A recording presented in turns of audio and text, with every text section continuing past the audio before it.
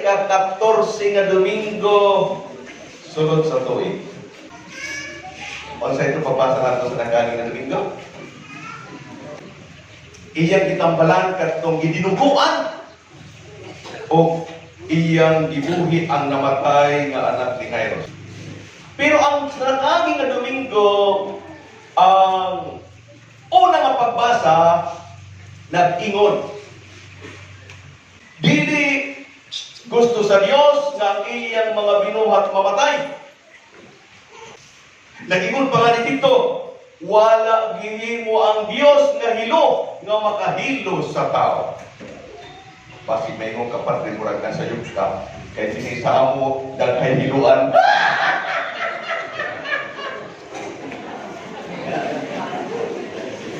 Uy, nag-ingon dito kung sa in-English ang atong paminawan, nag-ingon. There is no destructive drugs.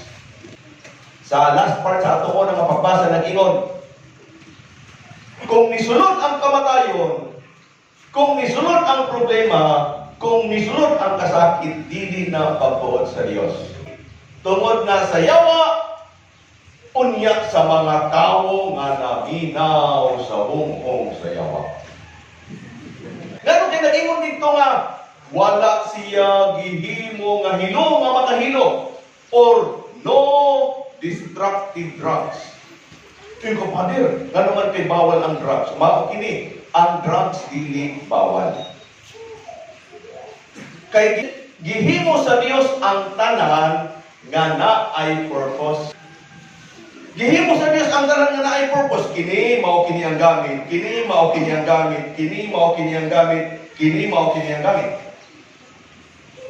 Nga naman kay nagkaroon kita'y problema tungod kay ang tao nagbuot-buot o niya iyang gigamit ang tanan dili base sa kabubuton sa Dios kung dili base sa kabubuton sa tao. Tanawa lang, ang marijuana dili dautan. Dili dautan ang marijuana. Pero nga nung gibabawal? Ang gibabawal diri ang marijuana. Ang gibabawal ang abuse. Ang marijuana na ay sakit nga ang nakatatambal ng marijuana. Pero only to a certain dose. Pero nga nung gibabawal? Tungod kay maski walay sakit, sige hit-hit marijuana. Nakuha ninyo abuso. Tanawa lang ninyo. Maski ang tambal sa sipon, tambal sa ubo, delikado kung wala kay ubo, sige ni mong inom. Mao ka nang gitatawag natong abuse. Ano? Ang tao na gani ang magbuot-buot, ang kalibutan magubot. Mao to nga, pag abot sa Ebanghelyo, makikita nato si Jesus na ay ngani mudukol kaniya nga nangangayong tabang. Labi na god kung gusto magpatambal, iyang kita tambalan. Nga naman, kay gipapakita ka nato ni Jesus. Kabalo mo, ang Diyos dili gusto nga nagaantos kita. Dili. Gusto niya nga ayong kita. Maski pa ang kamatayon, dili niya gusto nga atong dangatan. Mao nga iyang gibubuhi kita. Pero ano, kay mubang sa kita permi, tungod kay ato man gipapaminawan ang hungkong sa yawa. Ato man gibubuhat ang tanan para sa atong kaugalingong kalipay. Ambot kong tinuod to, na ako'y nakita sa YouTube, na ako no'y kinig laging mukbang, no? Nakabalo mo niya ng mukbang. Sa mga tiguwang, na mas tiguwang panako, na may kabalo ko sa mukbang, diya sa YouTube na ay mga nagpa-vlog, aron lang daghan ng magtanaw, kay daghan nga nagtatanaw, mukita sila, magmukbang kung dito, kung sa ilang buhaton, kaunon, una, padaghanan o pagkaon. Ikaduha, kaunon katong dili gikakaon sa mga tao. O umuhat to sila sa gikakaon sila nila maski hilaw. Kaunon ko no ang atay sa batang hilaw. Kaunon ko no ang pagkakanay pagod pagkaon. Inatulad ng mga tawad. Amot ang uban niya, binuang ra. Dili tinuod nga gikakaon. Siguro nagana ay mga naggigilang gitinuod, nag-ingon dito ang vlogger nga nagmukbang namatay. Kung sa may tawag sa iya ha? Tanga. Kabalo na nahilaw ka una. Mao ka na. Nahilo.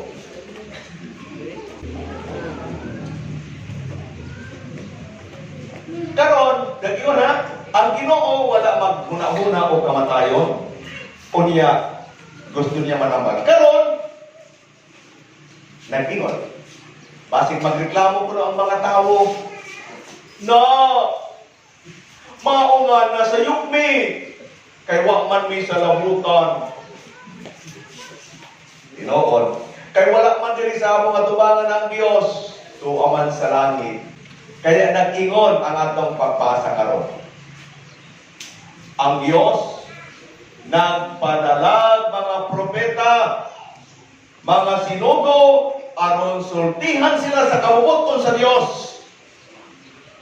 Pero many times, ang mga tao dili mabiglaw. Pero nag-ingon siya, ang atong unang pagbasa, magpapadala ang Dios, mga magwawali. Nga naman, kay para ang tao dili makaingon nga wala ko pasabta sa Dios. Pero gi-admit niya sa Bible, gi-admit niya sa atong pagbasa karon, maski pa na ay mga tao magsulti kanila, gihapon sila maminaw, pero padayon sila nga magsusulti sa tinuod, aron masabta nila tungkol sa ikabubuton sa Dios. Pag-abot sa Ebanghelyo, giingnan kita diha nga maski si Jesus na mismo ang gipadala sa Dios aron magsulti ni ining tanan, wala siya paminawa sa tao. Tanaw na to. Maski kini nga na kita ka mga nalingkod diri karon, not all of the time na maminaw kita sa kabubuton sa Dios. Na maminaw kita sa pulong, pero dili kita gusto mo sunod.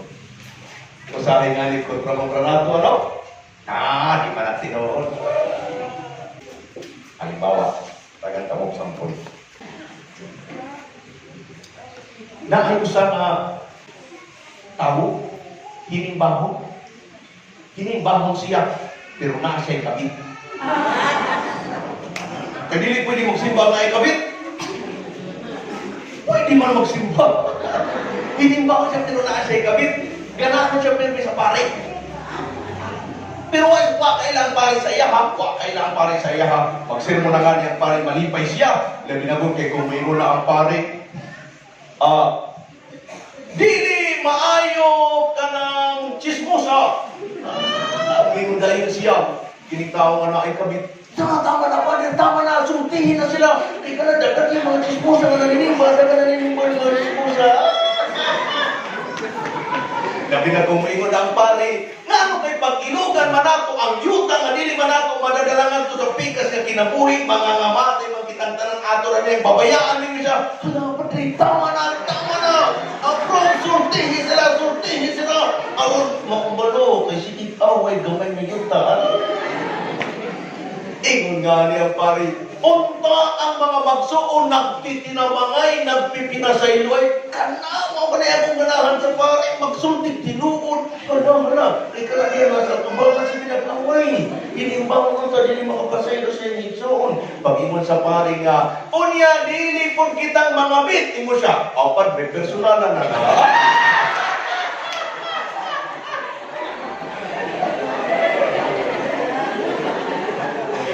Maninood man ka. Nakita mo, kasi yung mga ginawat. Pero naas yay, wak po dawata. Kung saan mga rason, ngano ang mga rason kay dili ginadawat sa tao, maski pa ang pulong. Tanawa, si Jesus wala siya gisulti nga dautan. pero wala siya dawata sa mga tao. Unya, pag unin niya ngadto, sige niya wali sa magkalain-lain ng mga lugar, sige niya paghimog mga milagro, unya karon si Jesus pag uli ngadto sa ilang kuan lungsod, ang mga tao nakusyoso, uy, gibabanto kini nga atong kababayan. Pag abot ngadto, pagkapaminaw nila, pagwali ni Jesus, niingon dayon sila. Asa na niya nakuha nga iyang ipangwali? Wala man siya mag-eskwela, pero mura man siya maestro. Anak man ni sa karpintero, mura man siya kuan. Magwaralig.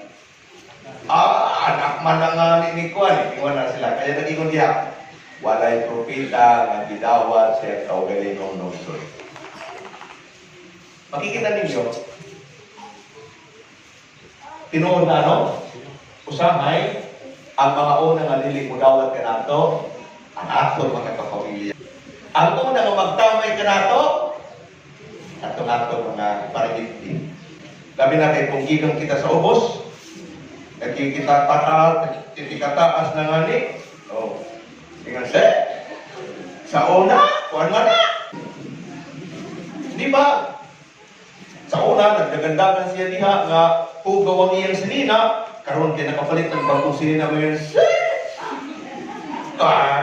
Murag kong kinsa.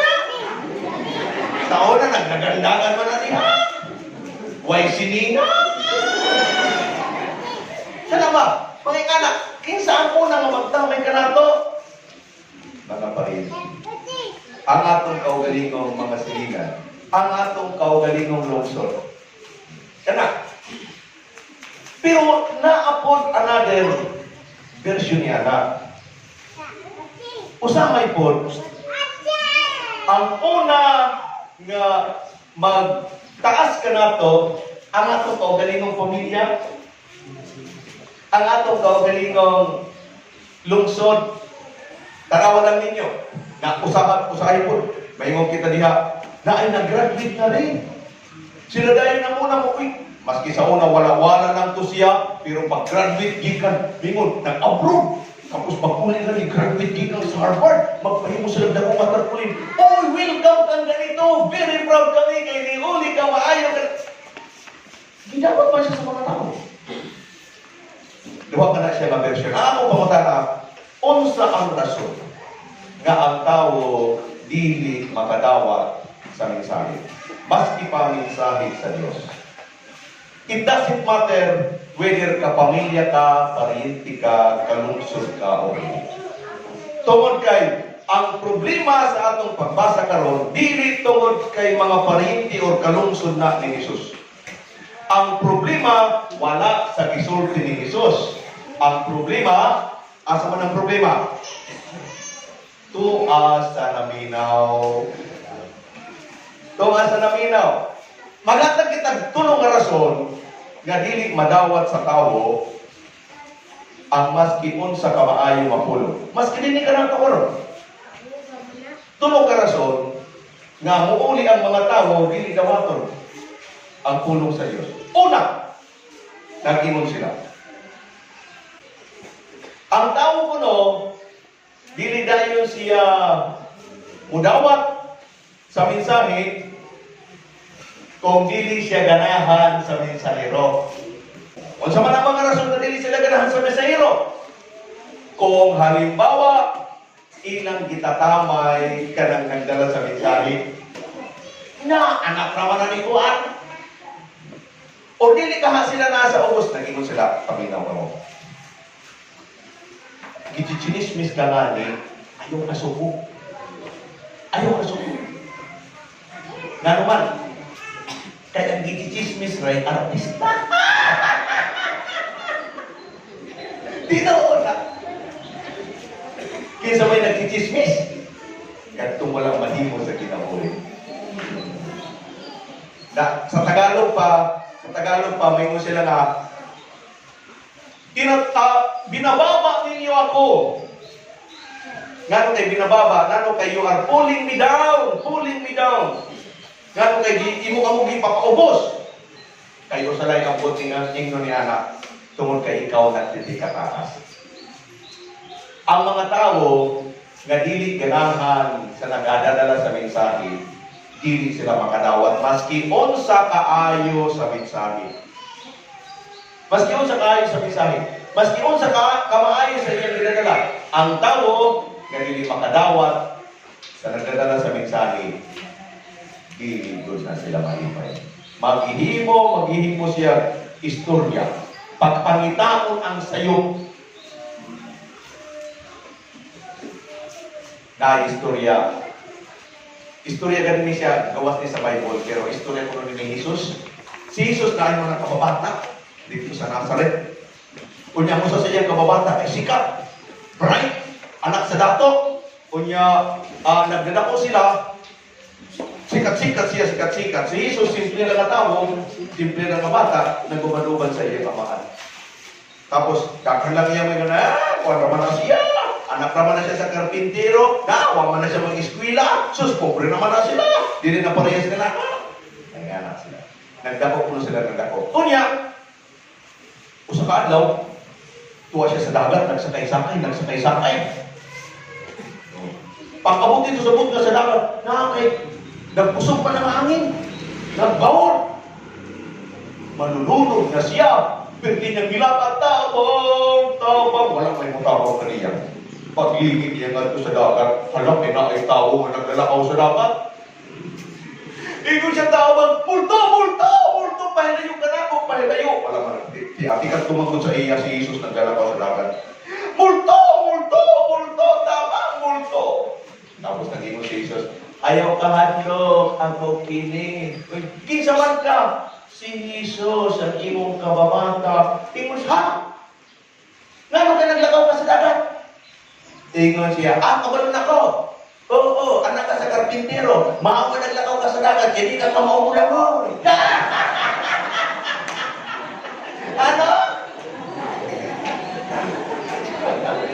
Maaw ka na ang tao?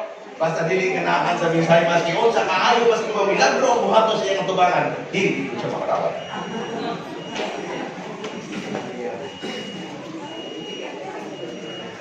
Ikaduhang rason, ngano kay dili dawaton sa tao ang mensahe. Nag-ingon, ang tao kuno nga cannot afford, cannot accept. Kung sa'yo voting nun, cannot afford. Kinsa may cannot afford? Ang cannot afford, ang iyang buhaton, pag cannot afford yung tao, maingon ko siya nga, dili man nga ko ganahan anak. Iyang rin siya kay cannot afford man siya.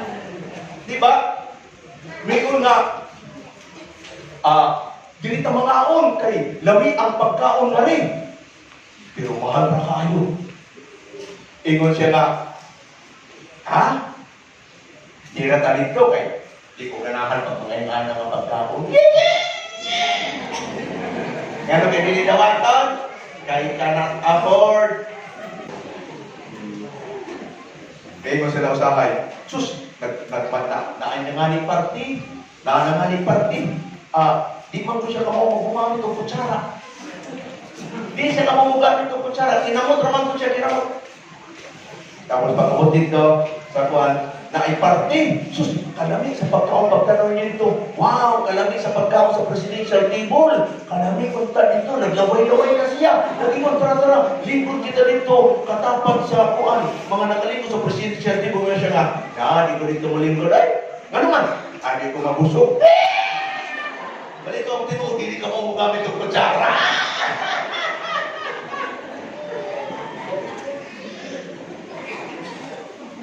Nakinom lumukan itong nagamit itong kutsara. Nag-iwan sila. Kini nga tao.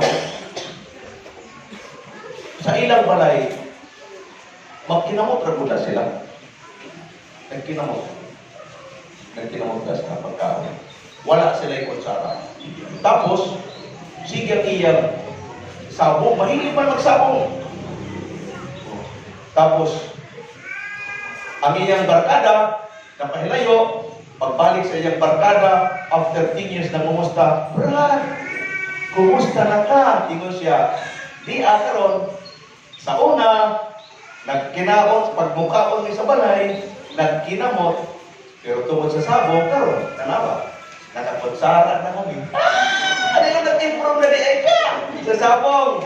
Ingon, ano man kinagkinot sa laka? Ingon siya kay, dili naman pwede ka mo ng lugaw. Kamo na magkinamot na sila.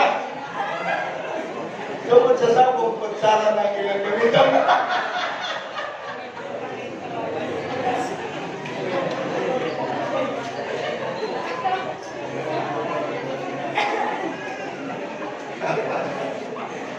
Cannot afford.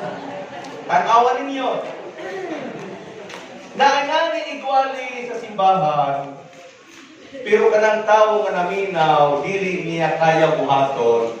Kaya ka na siya, dili man ang tinuod. Di ba? Dili dawaton ang mensahe. Dili man na. Ibang anak. Di ba? Na ay mga tao nga hindot ka ayaw mag-twist-twist sa mga rason. Tungod kay Panginoon din nga, nag-ingon ang kuan, pagbasa nga, bawal ang divorce. Nag-ingon si Jesus, bawal ang divorce. Kaya itong mga gusto sa divorce ba yan? Na, mas maganahan di ay si Jesus. Nga, kuan ka nito.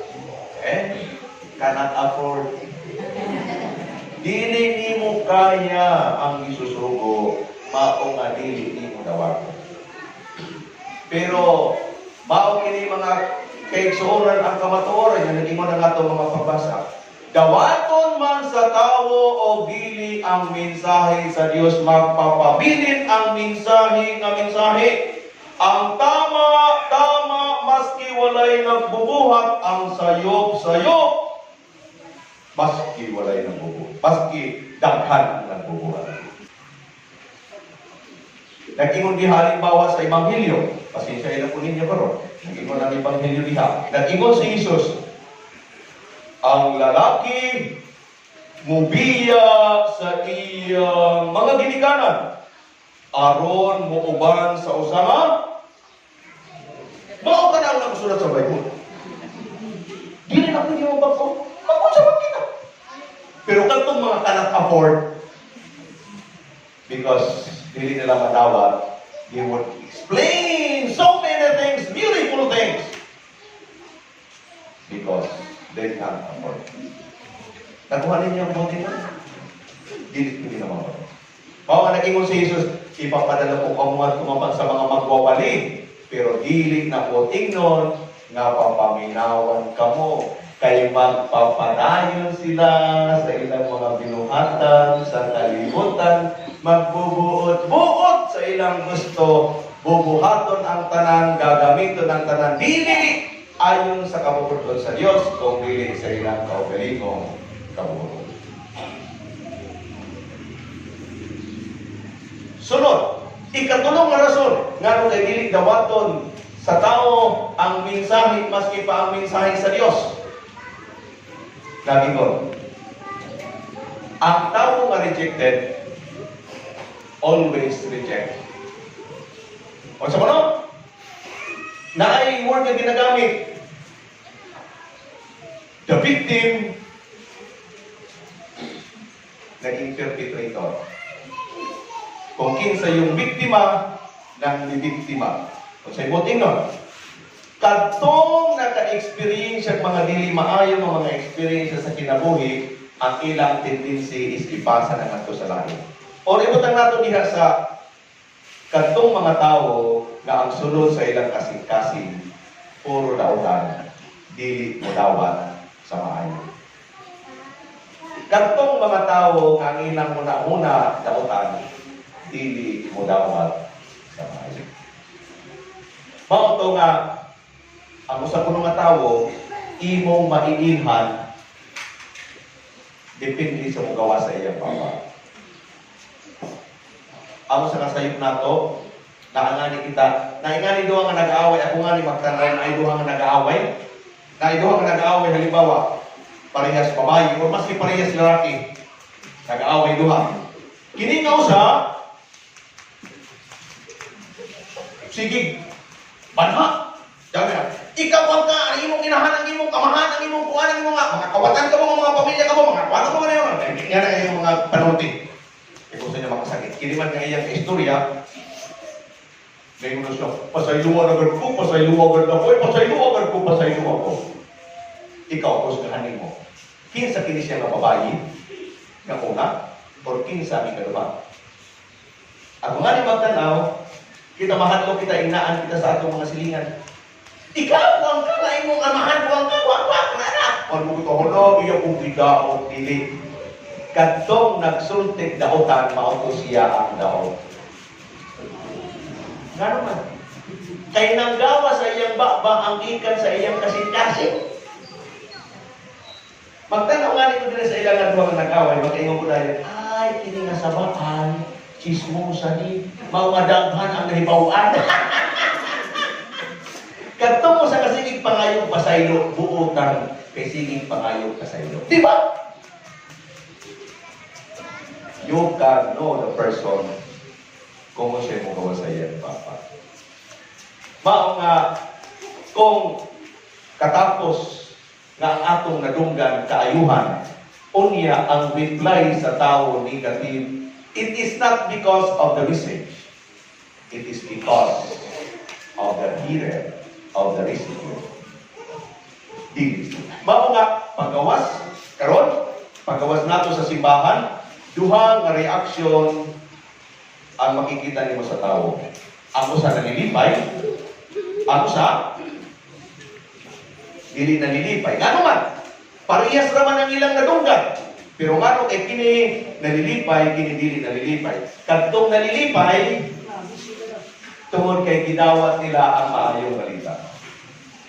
Kadtong dili nalilipay, tungod kay nakasunod diha sa tulong nga rason. It's either nga they can afford